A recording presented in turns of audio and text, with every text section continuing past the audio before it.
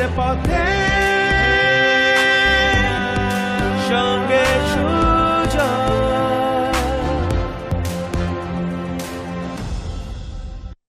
Every morning is a fresh agreement with life. Every morning is a fresh agreement with life. Decide to live it fully. Decide to live it fully. নমস্কার, জয়ের পথের সঙ্গে সুজয় আপনাদের স্বাগত। আমি professor doctor Sujoy বিশ্বাস এবং জয়ের পথের সঙ্গে সুজয় আজকে 484তম 484th উইক, 484তম সপ্তাহ, এবং আজকের সপ্তাহে আমার অতিথি আপনাদের চেনা মুখ, টেলিভিশন জগতের চেনা মুখ, সম্রাজ্ঞী বন্দ্যোপাধ্যায়। নমস্কার Samragnee, thanks for coming to my show. Thank you so much. ধন্যবাদ দেবো আপনাদের সকলকে যারা সপ্তাহের পর সপ্তাহ, মাসের পর মাস, বছরের পর বছর জয়ের পথের সঙ্গে সুজয় দেখে জয়ের পথের সঙ্গে সুজয়কে করে তুলেছেন এক মুখে মুখে চলা নাম। সঙ্গে রাখুন, দেখতে থাকুন জয়ের পথের সঙ্গে সুজয়। সাপ্তাহিক সাফল্যের 7 কারণে, the 7 rules of success. Your first rule, there's only one you.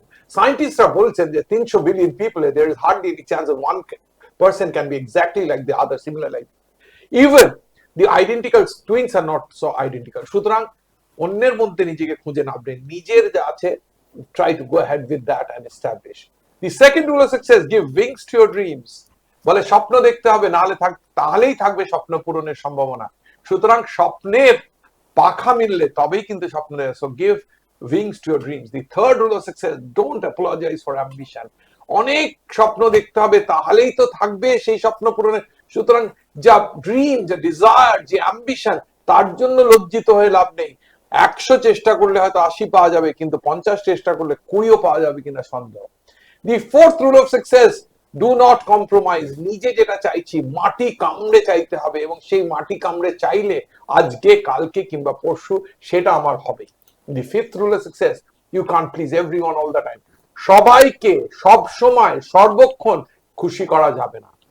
So don't try that. Go out with your life ethically and be happy yourself. If you're happy yourself, that's fine. অন্য কি হলো, that's not, সেটা কিন্তু আমাদের ক্ষমতার মধ্যে নেই। অন্য ভালো লাগবে কি খারাপ লাগবে, আমার যা মনে হবে যে অন্যের ভালো লাগা কি আমার ভালো লাগবে, you have to go ahead with that. So you can't please everyone all the time. The sixth rule of success, do not judge anyone. There is always someone who is less fortunate than you. সে আমরা দিলীপ কুমার আর রতন টাটার গল্পটা শুনেছিলাম তো, যে রতন টাটার সাথে Dilip Kumar travel করছেন এবং দিলীপ কুমার ভাবছেন যে রতন টাটা চিনতে পারছেন না, কেন ওনাকে কিছু জিজ্ঞেস করছেন না। পরে যখন একজন ভদ্রলোক, মানে রতন টাটা তখন উনি জানেন না যে এক ভদ্রলোক ওনার পাশে, যে ওনাকে কিছুই জিজ্ঞেস করছে না। সো এয়ারপোর্টে চলে যাওয়ার আগে সেই ভদ্রলোককে উনি বলে দিলেন যে আমি সিনেমায় কাজ করি। উনি বললেন ও ভালো, বলছে আমি দিলীপ কুমার, নমস্কার। তখন বলছে আপনার পরিচয়টা যদি জানতাম, মানে হি ওয়াজ ভেরি ইনকিউজিটিভ যে কে এরকম ওনাকে দিলীপ কুমারকে চেনে না, তার মধ্য গগনে তখন তার জনপ্রিয়তা। তো উনি নমস্কার বলে আমি Ratan Tata. So that's the story, যে there's always someone bigger than you, so do not judge anyone. And the seventh, সাপ্তাহিক সাফল্যের সপ্তম এবং শেষ রুল আজকে, don't take yourself very seriously. Life is a small journey between birth and death. জন্ম হলে মৃত্যু যে হবে, that's sure for everyone. সুতরাং enjoy the journey, enjoy whatever everything comes, and response to situations, critical or good or bad. So don't react to the response and enjoy the journey. Don't take yourself very seriously. চলে আসবো প্রশ্ন উত্তরে, তার আগে অতিথি সম্পর্কে দু চার কথা, তারপর জয়ের পথে সঙ্গে সুজয় করে তার সফল অতিথিদের সাফল্যের ডকুমেন্টেশন। আজকের আমার অতিথি সম্রাজ্ঞী Bandyopadhyay. সম্রাজ্ঞী is actor, engineer and storyteller. An actor with an academic background in computer science and engineering, সম্রাজ্ঞী Bandyopadhyay is based out of Kolkata and divides her time between cultural hubs of Kolkata and Mumbai. A former member of the Pancham Boidik Theatre Group, she went on to appear in numerous television shows including Sahityer Sera Shomoy, Sharoda, Goenda Ginni, Ma Durga, Sri Krishna, Aaj Ari Kal Bhab, and Ei Cheleta Bhelbheleta, among others. After taking a long break from television to focus on personal development, she returned with renewed energy and vision. She is currently portraying the lead roles in upcoming films like Julie, ঠিক সন্ধে নামার আগে and The Shattered Mirror, all scheduled for release between 2025 and early 2026. Guided by faith and driven by curiosity, she continues to craft narrative that resonate deeply with her audience. সম্রাজ্ঞী, এবার প্রশ্নে চলে আসবো, যেটুকুনি সম্ভব সেটুকুনি আমি পড়ে। প্রথমেই থ্যাংক ইউ তোমাকে সুজয়দা, আমাকে ইনভাইট করার জন্য তোমার এই এত সুন্দর জার্নিতে আমাকে একটা ছোট্ট পার্ট করার জন্য থ্যাংক ইউ সো মাচ। তোমাকে বোধহয় আমি ওই সোহেলের ওখান থেকে তোমার সাথে পড়েছি। একদম সোহেল একদম একদম। সোহেল আমার সাথে এসেছে, হুম, অনেকেই এসেছেন, হ্যাঁ সৌমিত্র বাবু এসেছেন, সাবিত্রী একদম। দিয়ে এসেছেন, রীনা দিয়ে এসেছেন। মানে I been very blessed and fortunate যে তাদের মতন লোকের সাথে আমি করতে পেরেছি। কিন্তু যারা যারা করছে, যারা স্ট্রাগলিং কিংবা ডেভেলপিং, তাদেরও করেছি। তার কারণ I create the platform so that I can showcase people in Bengal who are doing good. এবার একটু অন্য রকমের প্রশ্ন দিয়ে, তোমার ছোটবেলার কথা যদি বলো, মানে এখন তো সোশ্যালি তোমাকে চেনা অভিনেত্রী হিসেবে তোমাকে পড়েছে, কিন্তু ছোটবেলার কথা যদি বলো। একদমই তাই, আমার ছোটবেলা হচ্ছে দক্ষিণেশ্বরে। হুম। আমার জন্মই দক্ষিণেশ্বরে এবং আমার বেড়ে ওঠা ওখানে। আফটার দ্যাট আমার আমি পিওর সায়েন্স নিয়ে পড়াশোনা করেছি। পড়াশোনা স্কুল করার পর কলেজ কোথায়? স্কুল প্রথমে দক্ষিণেশ্বরে, আফটার দ্যাট বেথুন, তারপরে বিপি পোদ্দারে আমি কম্পিউটার সায়েন্স নিয়ে ইঞ্জিনিয়ারিং বিপ্লবদের পড়লে? আচ্ছা। পাশ করেছি, বিটেক কমপ্লিট করেছি। হুম, হুম, এবং আমি বিটেক করতে করতেই থিয়েটার করতাম। হ্যাঁ। তো বেসিক্যালি কম্পিউটার সায়েন্স পাস করে তুমি চাকরি করোনি? না, চাকরি হ্যাঁ, কখনো কম্পিউটার। করিনি। এবং কোন বিকজ সালে পাস করেছো? আমি 2015-এ। তো 15 তো হ্যাঁ, তো টিসিএস সিটিএস বিপ্রো ইনফোসিস মানে সব একদম ক্যাম্পাস। একদমই তাই। বাট আমার মায়ের ইচ্ছে ছিল যে আমি চাকরি করি, কিন্তু বাবার ইচ্ছে ছিল না যে আমি কলকাতার বাইরে যাই। আচ্ছা। তো আমি যে কটাই চাকরি পাচ্ছিলাম ওয়াজ প্রত্যেকটাই আউটসাইড। কলকাতার বাইরে ছিল। আমি একমাত্র মেয়ে বলে বাবার ইচ্ছে ছিল না বাইরে যাওয়ার। হুম, তো বাবার সাথেই আমার জার্নিটা শুরু আর কি বলা যায়। বাবাকে আমি প্রথম বলি, ছোটবেলা থেকে স্কুলে প্রোগ্রামে লিড করেছি সব সময়, হুম। টিচারে সব সময়, এবং ভীষণ ভালো হাতের লেখা ছিল বলে আমাকে বোর্ডে তাই? লেখানো হতো। ও ভেরি গুড। আচ্ছা, ইয়েস। হ্যাঁ হ্যাঁ হ্যাঁ। তো সেটা লেখানো হতো। তো সেই সেই সময় কোনোদিন বলার সুযোগ হয়নি বাবা মাকে যে আমি অভিনয় করতে চাই, বিকজ যা হয় আর কি। মধ্যবিত্ত বাড়িতে এবার হ্যাঁ, তুমি লেখাপড়া করো, লেখাপড়া করো, ভালো চাকরি করো, তারপর। এবং ভীষণ ভালো পড়াশোনায় ছিলাম বলে সেই জন্য ফিজিক্সে ভীষণ ভালো নাম্বার পেতাম। বাহ, ভেরি গুড। ফিজিক্স ছিল ভীষণ প্রিয় সাবজেক্ট আর কি। তো তাই জন্য মা বাবাও, মানে মা বিশেষ করে চেয়েছে সবসময় চাকরি করি। কিন্তু বাবা যেহেতু যেতে দেবে না, তো আমি বাবাকে বলি যে এরকম আমার একটা ইচ্ছে আছে, তোমরা যদি একটু সাপোর্ট করো আমাকে। তো বাবাই আমাকে প্রথম সাপোর্ট করে আর কি। যখন আমি ইঞ্জিনিয়ারিং পড়তে শুরু করি তখনই আমি যাই। হঠাৎ করেই, মানে খুব অদ্ভুত একটা ইনসিডেন্ট বলতে পারি, যে যে আমাকে এই ইন্ডাস্ট্রি পথ দেখিয়েছিল, প্রিয়াঙ্কা বলে একটি মেয়ে, সে কিন্তু আর কোনোদিন ইন্ডাস্ট্রিতে কাজ করেনি। বাট আচ্ছা। সেই আমাকে থিয়েটারে নিয়ে গেছিল, পঞ্চম বৈদিকে, অর্পিতা দি, শাওলি দি, ওরকম মানুষের সাথে আমি কাজ করার সুযোগ পেয়েছি। থিয়েটারে প্রচুর শো করেছি শাওলি দির সাথে। তো সেইটা একটা আলাদা এক্সপিরিয়েন্স। এবং থিয়েটার শেষ হওয়ার পরে এবং কলেজ শেষ হওয়ার পরেই আমি সিরিয়ালে চান্স পেয়ে যাই পরপর। এবং অডিশন দিয়ে, যোগাযোগ করে, যেভাবে নর্মাল ওয়েতে কাজ পায় মানুষ, সেভাবেই আমার সিরিয়ালের জার্নি শুরু। তো সিরিয়াল অনেকদিন করার পরে আমার মনে হচ্ছিল যে আমি তো এরপর, এটা পরে আসছি। হ্যাঁ এই যে তোমার পড়াশোনা করা, স্কুলে একদম। পড়াশোনা, ইঞ্জিনিয়ারিং পড়া, সেই যে মানে ইকোসিস্টেম, এনভায়রনমেন্ট, ডিসিপ্লিন ইন কাজ, এটা কি তোমার আজকের দিনে যেটা করছো তাতে হেল্প করেছে, নাকি তুমি অভিনেত্রী হতে চাইছিলে, any any any any school any college would have done, নাকি তোমার এই ইকোসিস্টেমটা হেল্প না না করে? না, ভীষণই হেল্প করেছে। আমি আরেকটা কথাও বলতে পারি, আমি একদম ফার্স্টে স্কুলিং আমার সারদা মিশন থেকে, একদম ছোটবেলাতে। হুম, তো সেই সারদা মিশনের যে ডিসিপ্লিন, সেটা আমি আজকের ডেটেও মেনটেন করি, যে আমি শুটিং এও অন্তত 5 মিনিট আগে পৌঁছাবো, তো পরে আজকে অনেক পৌঁছাবো আগে। না। হ্যাঁ, সরি না না না, কেম লেট। হ্যাঁ। ফাইন। তো মানে বাবা ছোটবেলায় বকতো যে প্রোগ্রাম হচ্ছে 15th আগস্টে প্রোগ্রাম, আমি সবার আগে পৌঁছে গেছি, স্কুলে তখনও কেউ আসেনি। বাবা সেটা বকতো, কিন্তু এটা না, দ্যাটস আ পরবর্তীকালে গ্রেট আমাকে হ্যাবিট। ভীষণ কাজে লেগেছে এটা। আমি কেন জিজ্ঞেস করলাম, যে তুমি তো জানো আমি একটা হ্যাঁ, টেকনো ইন্ডিয়া একদম গ্রুপে অনেক একদম বছর ধরে আছি। একদম। আমি সিরিয়াল করেছি, হুম, সিনেমা করেছি। তো সবাই একদিন আগে কম্পিউটার সায়েন্সের একটি ছেলে এসে বললো, স্যার আমি একটু অভিনয় করতে চাই। আমি বললাম, তোমার অভিনয়ের কোনো ব্যাকগ্রাউন্ড আছে? হ্যাঁ বললো যে না, আমি আপনাকে দেখেছি, আমার খুব। তো আমি বলছি, দেখো আগে পড়াশোনাটা শেষ করো, কম্পিউটার সায়েন্স সাবজেক্ট যে এখনকার দিনে, যাতে একদম প্লেন্টি অফ জবস আর কি। একদম। তো তুমি যদি পাশ করে চাকরি পেয়েও যদি মনে হয়, then you are ready to take that হ্যাঁ চ্যানেল। হ্যাঁ, আদারওয়াইজ এটা কিন্তু খুব ইনসিকিউর একটা প্রফেশন। একদমই তাই। আমি এ করতে গিয়ে, খড়কুটো করতে গিয়ে, অনেক যে সিরিয়ালটা করে, খুব ম্যাজিক মোমেন্টস এর হুম স্টার জলসাতে হতো, হুম। খড়কুটো খুব পপুলার সিরিয়াল ছিল। কিন্তু সেটা করতে গিয়ে অনেক নামি দামি শিল্পীদের সাথে আমি গ্রিন রুম শেয়ার করেছি, এবং দেখতাম যে it's a very insecure profession. মানে হয়তো আজকে দারুণ আছে, কিন্তু জানে না যে সিরিয়ালটা হয়ে গেলে হ্যাঁ কি করবে, হ্যাঁ, আবার কাজ না আসবে। আমি এটাতে একটাই হুম। কথা বলতে চাই যে তো ও আহ, তখন, তাই জন্য আমি সবাইকে বলি যে বেসিক এডুকেশন, একদম, গ্রাজুয়েশন করে নেওয়া দরকার, তারপরে very so that you can important, fall back, মানে ভেরি ফল ব্যাক, ইম্পর্টেন্ট। মানে ডাল ভাত একদম খাওয়ার তো একদম ব্যবস্থা হলো, মানে আর একদম। সেটাই জন্য তোমার জিজ্ঞেস করা, আদারওয়াইজ আমি জানি যে মানে I know the answer but I want it from all the guest that I have.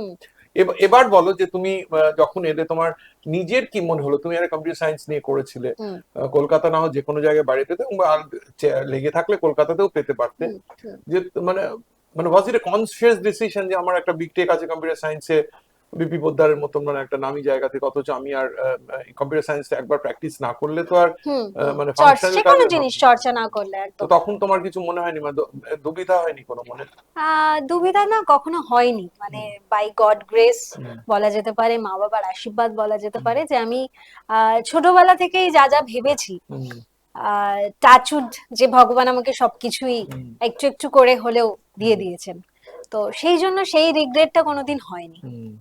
আর এবার বলো যে তুমি পড়তে পড়তে, তুমি ইঞ্জিনিয়ারিং পড়তে পড়তে তুমি বললে, তুমি হাউ ডিড ইট হ্যাপেন যে তোমাকে পঞ্চম বৈদিকের মতন একটা শাওলি মিত্র মানে একটা আইকনিক নাম, এটা চিত্রমিত্রের কন্যা, এবং মানে একদম মানে একদম সুকন্যা শম্ভু মিত্র, হ্যাঁ শম্ভু মিত্র চিত্রমিত্রের, তো সেইখানে তোমার ব্রেকটা পেলে কি করে?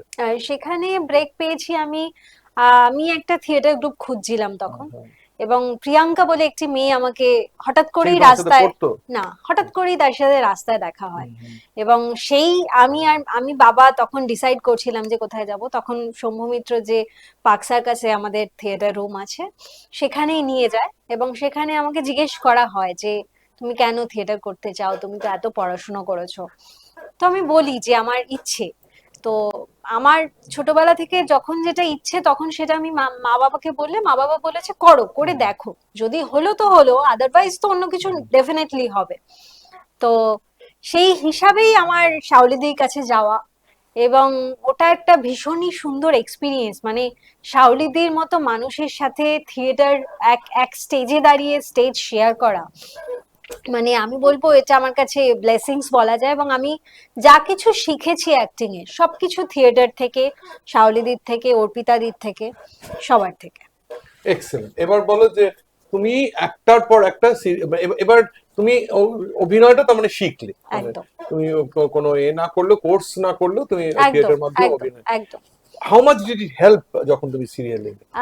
ম্যাক্সিমাম, কেন দেখো এটা তো দুটো আলাদা আলাদা তো প্ল্যাটফর্ম, তো মানে how much did it help আর কি, or was it a barrier যে একরকম করে তুমি করেছিলে, সিরিয়াল করেছিলে, আর একরকম করে তুমি নাট্যগোষ্ঠীতে ছিলে, আর অন্যদিকে গিয়ে তোমার? না, আমি যেটা মনে করি যে আমি থিয়েটার থেকেই শিখেছি, থিয়েটারে আমার বেসিকটা হয়েছে, আফটার দ্যাট ক্যামেরার সামনে কাজ করতে করতে ওটা নিজে থেকে তৈরি হয়ে গেছে আমার মধ্যে।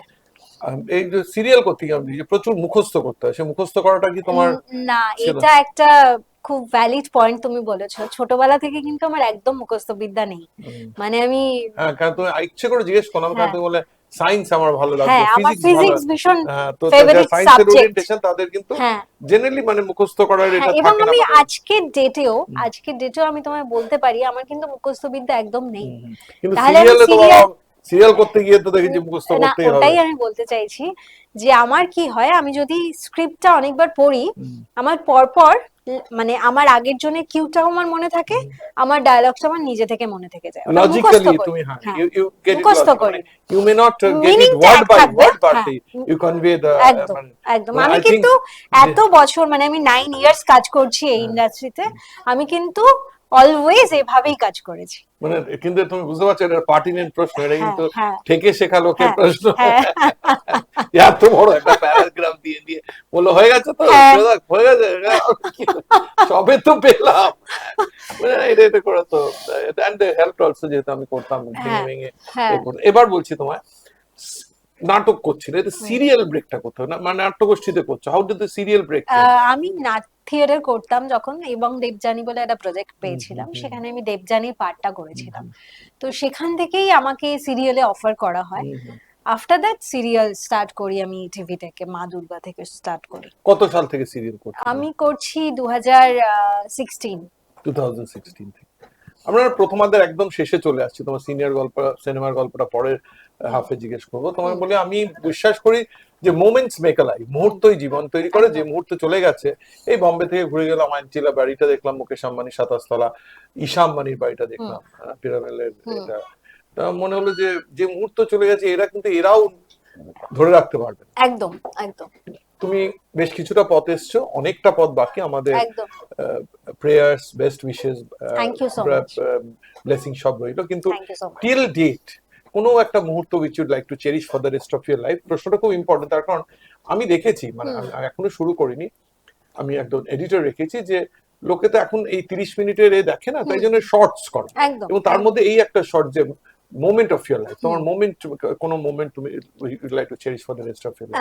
একদমই তাই। সেটা হচ্ছে যে মোমেন্ট যদি বলা যায়, যে আমি সিরিয়ালে যখন শুরু করি, প্রথম যখন ব্রেক পাই বড়, তখন যে মানে কি বলবো, বাড়িতে মা বাবা সেটা দেখে যে মেয়ে করতে পেরেছে। দেখো, কোনো তো গডফাদার ছিল না ঠিক আমার, ঠিক ঠিক। নিজেকেই পুরোটা করতে হয়েছে। তো ওই মা বাবাকে কনভিন্স করে আমি একটা প্রফেশনে এসেছি, এবং সেটা মানে অনেক জার্নির পরে সেটা মানে হয়েছে প্রপারলি। সেইটা একটা দারুণ মোমেন্ট ছিল আমার জন্য, এবং সেটা আমার জন্য শুধু বলবো না, আমার বাবার জন্য সেম, বিকজ সেও আমার বাবা রেলে ছিলেন, সেও অফিসে যাচ্ছেন, তার আগে আমাকে টালিগঞ্জে ড্রপ করে দিয়ে যাচ্ছেন। তো সব পুরো জার্নিটায় বাবা আমার সাথে ছিল। তো বাবা মাকে যেদিন সেই উপহারটা দিতে পারি যে টিভিতে টেলিকাস্ট হচ্ছে, তো সেইটা খুব আনন্দের মোমেন্ট ছিল। এবং আমি মনে করি যে বাবা মাকে খুশি করা, বাবা মাকে ভালো রাখা, এটা আমার মানে আমার সবার কাছেই কথা এটা, যে নিজে ভালো থাকার থেকেও মা বাবাকে যদি কেউ ভালো রাখতে পারে, তার থেকে বড় কিছু আর হয় না।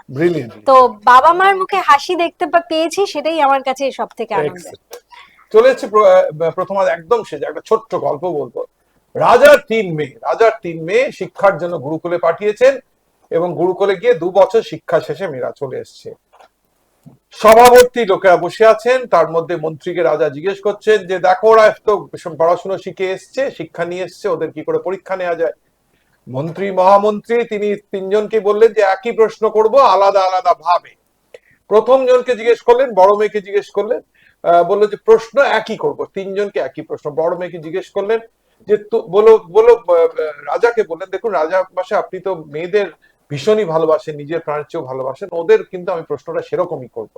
তো 3 মেয়েকে একই প্রশ্ন জিজ্ঞেস করলো, এবং প্রথম জন এলেন তার উত্তর দিতে। প্রশ্নটা ছিল বাবাকে কতটা ভালোবাসো?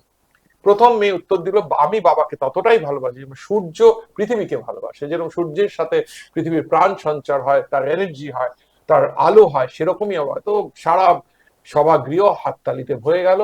সো রাজাও খুশি হলেন, মেয়েটি এক জায়গায় গিয়ে ধরো দ্বিতীয় মেয়ে এলেন, যে দ্বিতীয় কন্যা তিনি এলেন, তাকে বললো কেমন ভালোবাসো? সে বললো রাজা যেরকম প্রজাদের ভালোবাসে, আমার বাবা যেরকম প্রজাদের ভালোবাসে, আমি সেরকম আমি বাবাকে ভালোবাসি। আবারও হাততালিতে ভরে। তৃতীয় যখন মেয়ে এলো, তাকে জিজ্ঞেস করলো একই প্রশ্ন, বলছে তুমি কিরকম বাবাকে ভালোবাসো? সে বলছে যে কোনো খাবারে যেরকম নুন যেরকম না ভালোবাসে লোকে, সেরকম আমি ভালোবাসি। রাজা মশাই তো রেগে আগুন, মন্ত্রীকে বললেন যে এই মেয়েকে আবার পাঠিয়ে দাও, আরো শিক্ষা সম্পূর্ণ হয়নি। মেয়েটি কিন্তু হাসি মুখে সেটা মেনে নিলেন, এবং মন্ত্রী তাকে কানে কানে এসে বললেন যে তুমি তো ঠিকই বলেছিলে, তাহলে তোমার বাবা এত রেগে গেলেন কেন? বলছে সাধারণ মানুষ এরকমই বলবেন, এরকমই বুঝবেন। তার কারণ হচ্ছে সাধারণ মানুষ যা শুনতে চান সেটা না শুনলেই তাদের মন খারাপ হয়ে যায়, তাদের রাগ হয়ে যায়, এবং একটা রিয়াকশন, রেসপন্স না। বলেন দাঁড়াও, তুমি আজকেই যেও না, আজকে আমি তোমায় পাঠাচ্ছি না, তুমি আজকে রাত্রিরে থাকো। বলে রসোই ঘরে গিয়ে বললেন, রান্নাঘরে গিয়ে পাচকদের বললেন যে আজকের কোনো খাবারে নুন পড়বে না। রাজামশাই রাত্রিবেলা খেতে বসছেন, খেতে বসে ডাল তরকারি মাছ মাংস যা আছে কোনোটায় নুন নেই। রাজামশাই চুড়ে ফেলে দিয়ে বলে নুন কোথায়? নুন কোথায় বলার সময় রাজামশাইয়ের ভেতরে একটা ফিলিং হলো, and tears came down his eyes. The story ends here. Moral of the story, অনেক সময় অনেক বড় ধাক্কাও আমরা ভালোভাবে নিয়ে নিতে পারি, কিন্তু ছোট ছোট শব্দ আমাদের কিন্তু চোখে জল এনে দিতে পারে। সো শব্দই ব্রহ্ম, we have to use it carefully. চলে আসবো একটা ছোট্ট বিরতির পর। আপনারা দেখছেন জয়ের পথে সঙ্গে সুজা। পথে সঙ্গে সুজা।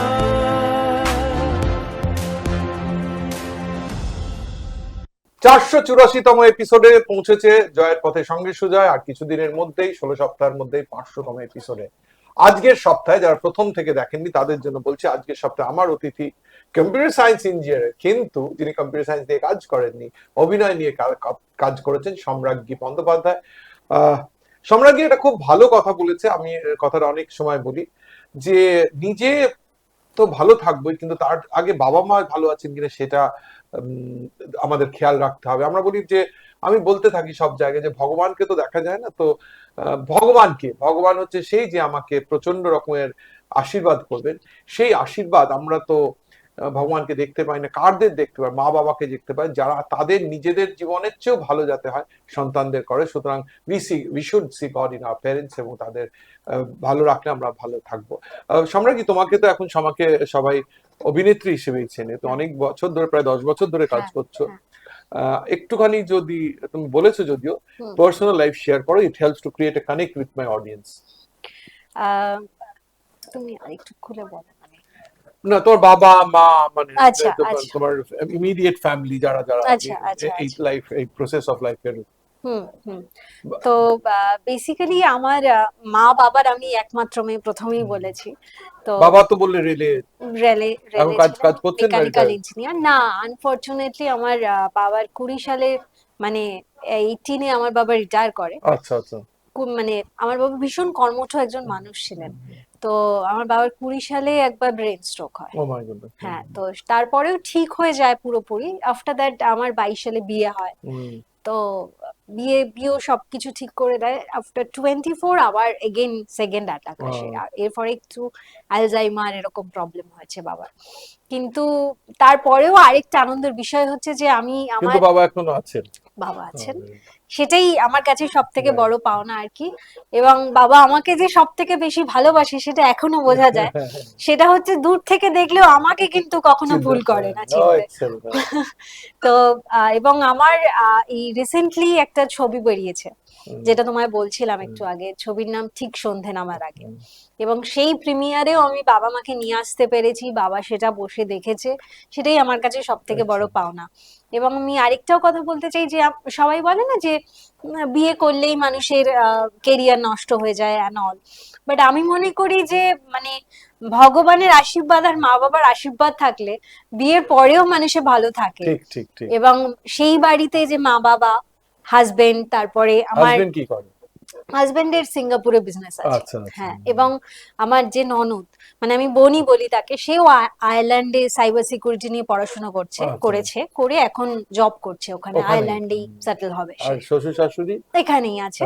হ্যাঁ, ওনাদের সাথে তুমি থাকো। হ্যাঁ, তো দে আর ভেরি সাপোর্টিভ, মানে সবাই, প্রত্যেকে। মানে আমার ছবি বেরোচ্ছে, বোন আয়ারল্যান্ড থেকে বলছে যে আমি কবে ছবিটা দেখতে পাবো। তো জাস্ট লাইক দ্যাট, মানে মা হাউসওয়াইফ। হ্যাঁ, মা হাউসওয়াইফ, বাবা ইয়ার ইন্ডিয়াতে ছিলেন। আচ্ছা। হ্যাঁ, তো সবাই মাও হাউসওয়াইফ। আমার মাও হাউসওয়াইফ। তো সবাই ভীষণ সাপোর্টিভ আর কি, সবার মিলিত প্রচেষ্টায় আমি আজকে এগিয়ে যেতে পারছি, এটুকুই বলতে পারি আর কি। আমি আমার সম্রাজ্ঞীর সাথে আলাপ আমার এখনো মনে আছে। আমার একটি ছাত্র এবং আমার খুব প্রিয় একটি মানুষ, আমারও ভীষণ প্রিয় একজন মানুষ, সোহেলের পুজোতে সম্রাজ্ঞী এসেছিল। সেই সময় আলাপ, যে খুব যে কথাবার্তা হয়েছিল, কিন্তু যেহেতু আমরা দুজনেই সোশ্যাল মিডিয়া আছে, আমি দেখতাম ওকে, এবং রিসেন্টলি দেখে আমি ওকে করি যে তুমি কি আমার সাথে আসবে, and she immediately gave her number and came to that. আজকে ইনফ্যাক্ট শোয়ের আগে, অনেকক্ষণ আগে এসছে। I got stuck up in my office, but she was so nice. এবং প্রত্যেকবারই কিন্তু আমি প্রায় অনেক ঘন্টা দেড়েক বাদে এসছি ও আসার পরে, কিন্তু কখনো বিরক্ত হয়ে বলে যে, বলে শুধু যদি বলতে পারো কখন আসবে। তো সেটা প্রমাণ করে একটা মানুষের লেখাপড়া, তার বংশ পরিচয়, everything comes out in a behaviour. এবার আমি তোমায় বলি, যাই করো, লোকে তো বাইরে থেকে দেখে বলবে খুব, মানে এই যে তুমি তোমার বাবার কথা বললে, ওনাকে ভাবতেও পারবে না যে বাবা এরকম এর মধ্যে দিয়ে যাচ্ছে। কেন আমি বলি, ফেসবুকের জীবনটাই তো জীবন না, তার কারণ ফেসবুকে আমরা খাই রুটি, বলি খাচ্ছি পিজা, মানে এরকম টাইপের। তো লোক মানুষে তার এই যে সংগ্রামে তার থেকে বেরিয়ে আসার জন্য একটা মি টাইম লাগে। তাই জন্য প্রত্যেকটা অতিথিকে আমি জিজ্ঞেস করি যে আপনার হবি কি। এটাও এই স্বচ্ছের মধ্যে হবি কি, because it brings out the stress we have. তোমার হবি? আমার হবি যদি বলো, আমি ভীষণ ঘুরতে ভালোবাসি। আচ্ছা। ঠিক আছে, তো আমার কথা হচ্ছে আমি তো সারা বছরই কিছু না কিছু কাজে কাজে বিজি থাকি। হুম, তো আমি চাই না যে এই কাজের মধ্যে থেকে বেরিয়ে একটু পার্টি করলাম, ওরকম নয়। হুম, আমার হচ্ছে সারা বছর আমি খুব একটা বেরোচ্ছি না, আমি কাজ করছি, কাজের মধ্যে থাকছি, বাট বছরে একটা করে আমি নতুন করে কান্ট্রি দেখছি। এবং সেটাতে আমার মনে হয় যে আমার নিজেরও অনেক কিছু জানতে পারি আমি। আমার খুব ভালো লাগে অন্য কালচারের মানুষের সাথে কথা বলতে, তাদের কালচার সম্পর্কে জানতে। এবং পৃথিবী তো অনেক বড়, যতটা আর কি বেঁচে থাকা অবস্থায় দেখে যাওয়া যায় আর কি। তো প্রত্যেক বছর একটা করে So, কান্ট্রি ভিজিট করি, এটাই আমার হবি। ও এক্সেলেন্ট। 484তম সপ্তাহ, 484তম এপিসোড, এবং দেখলেন গেস্ট তো 450-র ওপর এসছে। সবার মুহূর্ত কিন্তু ডিফারেন্ট, এভরি ম্যান ইজ, বলি না যে there is no person exactly similar to the other. এবার বলি তোমার ফিল্মে আসা, এই তো করছিলে, তবে দেখো এটা তো সত্যি যে বাস্তব তো অনেক কঠোর আর একদম কি। একদম সিরিয়াল করলে যে একটা কনস্ট্যান্ট সোর্স অফ রোজগার হয়, সেটা একদম। ফিল্মে হয় না। এবং ফিল্ম যদিও একটা বড় মাধ্যম, সেই ফিল্মে এবং বাংলা সিনেমাতে যে যে যে যে রেভিনিউ আমরা, যে কিংবা যে চার্জেস হিন্দি সিনেমাতে পাওয়া যায়, একদম। সেটা বাংলাতে পাওয়া যায় না। তা সেরকম, অথচ serial is a constant pair. তো সেইটার শিফট নেওয়ার আগে কখনো মনে হলো না যে I am taking a risk, এবং কেন কেন সেটা নিলে, এবং how it did happen, and why did you take a break? তোমার প্রোফাইলে আছে যে তুমি took a break, why did you take a break? এবং সিনেমা মানে সিরিয়াল ছেড়ে দিয়ে সিনেমায় এ করলে হ্যাঁ, তোমার কখনো? প্রথম কথা দু তো তিনটে প্রশ্ন একসাথে করে হ্যাঁ, ফেললাম। প্রথম কথা তো কোভিড এসছে। আফটার কোভিড যে সিরিয়ালের অফার গুলো পাচ্ছিলাম সেগুলো খুব একটা পছন্দ হচ্ছিল না। আচ্ছা। তো আমি সবসময় খুব পজিটিভ একজন মানুষ। আমি মনে করি যে যখনই কোনো কিছু হয় না জীবনে, তার থেকে বেটার কিছু আসে আমাদের জীবনে, এবং সেটা হয়েছে, মানে আমার সাথেও হয়েছে। তো সেই হিসাবে আমি একটুখানি টাইম দিচ্ছিলাম, এবং আমার অনেক দিনের ইচ্ছে ছিল যে বড় পর্দায় কাজ করব। এবং মাঝে একটি সিরিজও করেছি আমি ক্লিকে, কিন্তু তারপরেও যেন মনোমত হচ্ছে না আর কি, মনোপুত হচ্ছে না আর কি বলা যায়। তো তাই জন্য আমি একটুখানি সময় নিয়ে টুক আ ভেবেছি। Back seat. হ্যাঁ হ্যাঁ, একটু টাইম নিয়ে ভাবছিলামই বলা যায় যে কি করা যেতে পারে। তো বলে না যে মানে সবকিছুরই সবর কা ফল মিঠা হোতা হ্যায়। তো সেই রকমই আমার জন্য সেরকম একটা অফার আসে তারপরে। এবং যিনি এই ছবিটা প্রডিউস করেছেন উনি বাইরে থাকেন, বাঙালি, কিন্তু ইউএসএ তে থাকেন, ইউএস সিটিজেন। এবং তিনি আমাকে এসে বলেন যে আমি এরকম একটা কাজ করতে চাই। তো উনি আগে রিলিজ পার্টনার হিসাবে কাজ করেছেন, এবং খুব ইন্টারেস্টিং পার্ট, আমি এত বছর এত বছর সিরিয়াল করেছি, এর আগে হরর স্টোরিজ বলে একটি ছবি করেছি, তারপরে ক্লিকে সিরিজ করেছি, সব জায়গায় আমি কিন্তু অলওয়েজ অ্যাক্টিং করেছি আর বাড়ি চলে গেছি। বাট এই প্রজেক্টটা ঠিক সন্ধে নামার আগে, এই প্রজেক্টটা আমার কাছে খুব স্পেশাল, বিকজ যেহেতু ওই দাদা বাইরে থাকেন, বাকি পুরো ব্যাকের পোর্শনের কাজ সবকিছু ওনার বিহাফে আমি এখান থেকে হ্যান্ডেল করেছি। তো মানে ফেসিলিটেশন অফ দ্য হোল একদম প্রজেক্ট। একদম একদম। তো থিয়েটারে যখন ব্যাকে কাজ করতাম, থিয়েটারে যেমন অনেক কিছু ব্যাকে থাকে, সিনেমাতেও আমি করতে এসে দেখতে পেলাম যে সিনেমাতেও পেছনে এত মানুষ থাকে, এত কাজ থাকে। একদম 100%। এবং এবং শুটিং করা থেকে, মানে আমরা তোমাকে বলতে পারি, আমি এই 2025-এরই 18 এপ্রিলে শুটিং এ গেছিলাম নেপালে এই প্রজেক্ট নিয়ে, এবং আমাদের 12ই ডিসেম্বর ছবি রিলিজ করলো।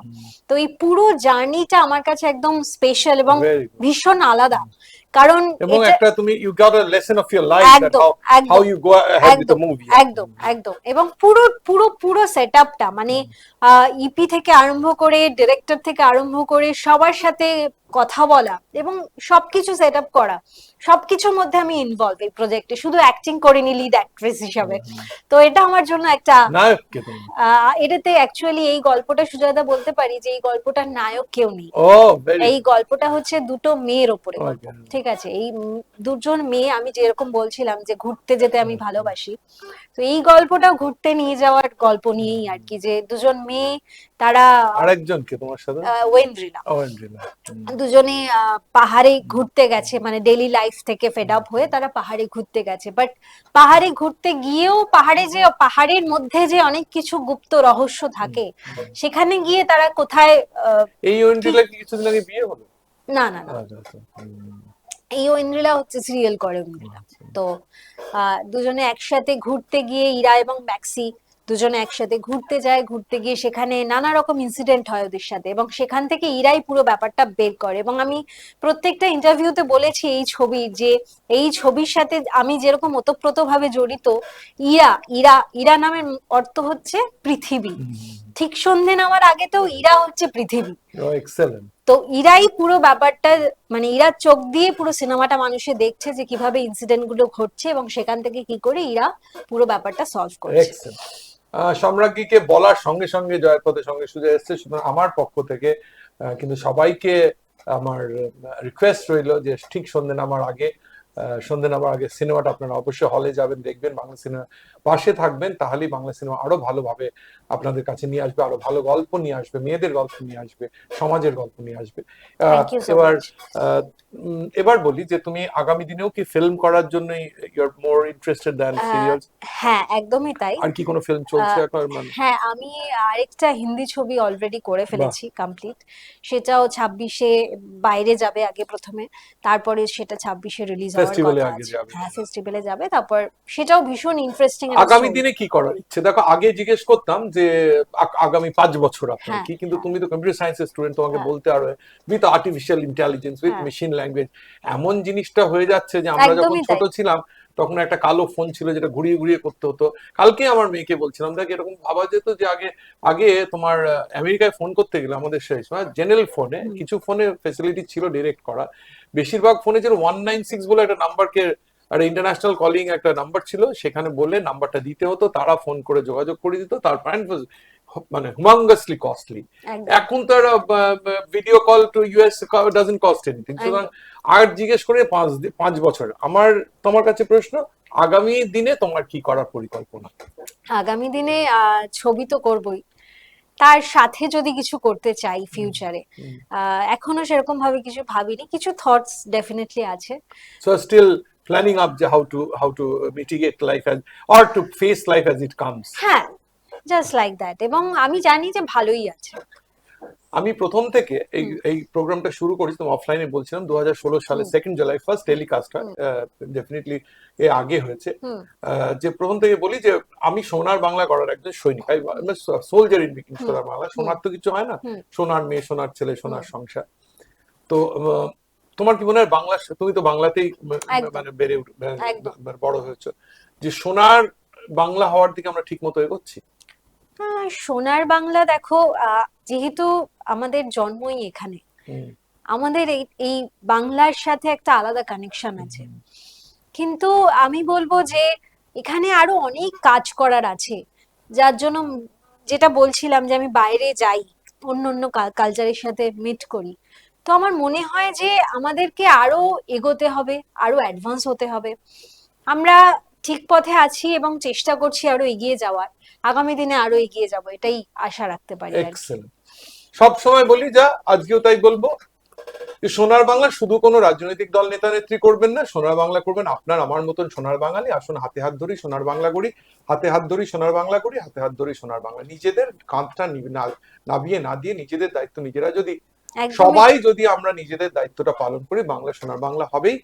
তাছাড়া যারা গভর্নমেন্টে আছেন, যারা পজিশনে আছে, তারা তো আমাদের হাত ধরবে, সবসময়ই আছেন তারা। একদমই তাই। আমার শেষ প্রশ্ন, তুমি যদি আমার এপিসোডস গুলো দেখো, তাই জন্য তুমি প্রশ্ন করছিলে, হয়তো দেখোনি সেরকম, প্রত্যেকটা এপিসোডে 7 রুলস অফ সাকসেস থাকে। এই 7 রুলস কিন্তু আমার না, ইন্টারনেট থেকে নেওয়া, মনীষীদের লাইফ থেকে নেওয়া, সেগুলোকে কালেক্ট করা চেষ্টা করি। কোনোদিন চেষ্টা করি না, মেক ইট শিওর দ্যাট কোনোদিনেরটাই কোনোদিনটা কপি পেস্ট না। হয়তো I do not know whether, কেন 484 সপ্তাহ ধরে চলছে তো আমার টিম, মানে জয়ের পথের সঙ্গে যে টিম অতিথি নির্বাচন করে সাফল্যের নিরিখে, মানে না হলে মানে কি আমি পোর্ট্রেট করবো আর কি। আমার কাছে তোমার শেষ প্রশ্ন, your advice for success for the viewers. তুমি জানো আমি অনেক দিন ধরে শিক্ষা প্রতিষ্ঠানে যুক্ত, তার আমার গত 17.5 বছর ধরে এখানে রয়েছি। আমি নিজে সাউথ পয়েন্ট থেকে পাশ করেছি, যাদবপুর থেকে পাশ করেছি, and I have traveled all across the globe. So প্রথমে ছিল স্টুডেন্টসরা, এখন তো 8 থেকে 80 আমার দর্শক।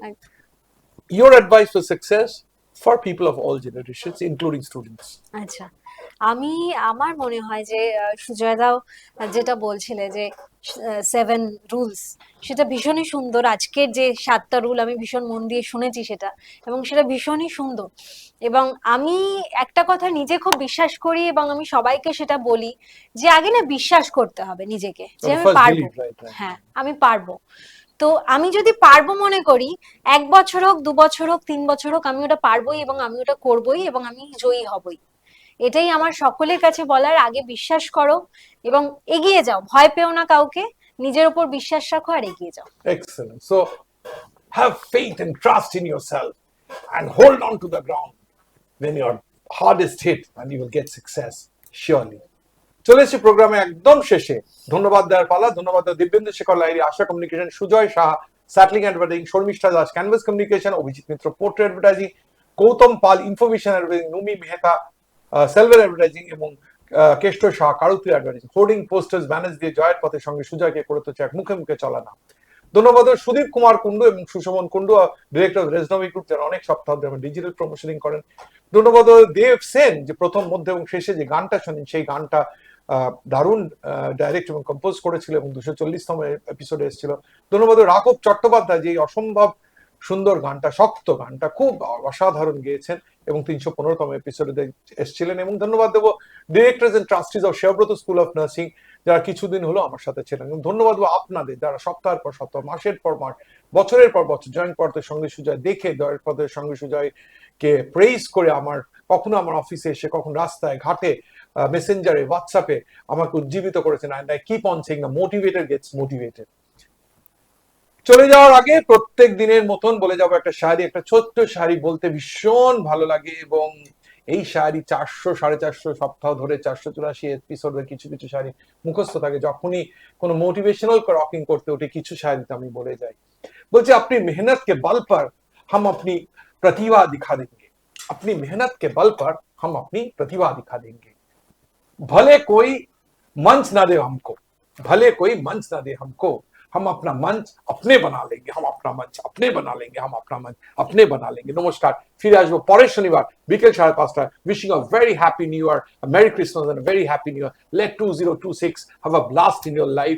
আমাদের পক্ষ থেকে আমাদের prayers, wishings and best wishes রইল, যে আপনারা যেন ভালো থাকবেন, সুস্থ থাকবেন, নিজেদের পার্সোনাল প্রফেশনাল লাইফে আপনাদের লাইফ 2026 আরো পরিপূর্ণ হয়ে উঠুক। পথে